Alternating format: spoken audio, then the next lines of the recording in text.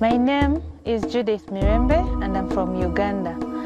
The first time I saw the shoebill, I was like, wow. It is huge. Who wouldn't love such a big bird?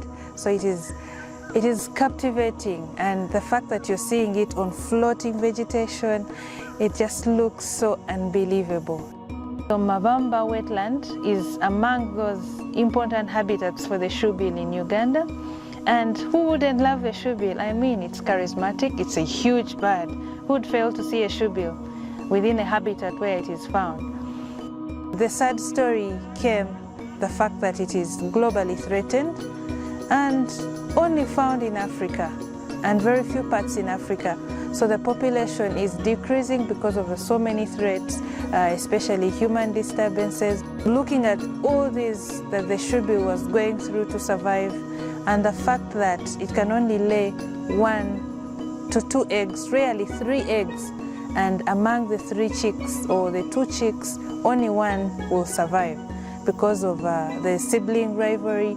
So all these were captivating, and I really felt sad about it, and I thought I had to do some work, because there's a lot of work to be done. There's a lot of awareness to be created about the shoebill, and there's a lot of monitoring to be done. So this provided an opportunity for citizen science, where I could work with the people around Mabamba Wetland to help me monitoring and counting the shoebills, to report about the species, threats, and the vegetation in which they cite the shoebill.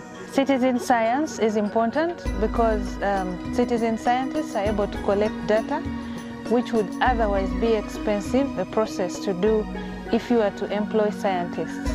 So once this data is collected, it can be used to inform policies and influence management. So the CISCA training was important for me because I learned how to organize and to set up citizen science projects. I learned how to make citizen science data that is collected fit for conservation, for communication to different audiences. I learned how to analyze the data and thereafter communicate the results to the wider audiences and the public, and above all, influence policy. I've been able to train monitors at Mabamba Wetland, and these have carried on the work despite the work ending because of the shortage of funds or because of the end of the funding. But these monitors that I trained become very knowledgeable and are able to carry on the shoebill monitoring. They provide me with information through phone calls, through WhatsApp, through Facebook, and these have really been useful because they keep me up to date with what is happening with the habitat and the shoebill populations. The other beauty is having involved them in the conservation project.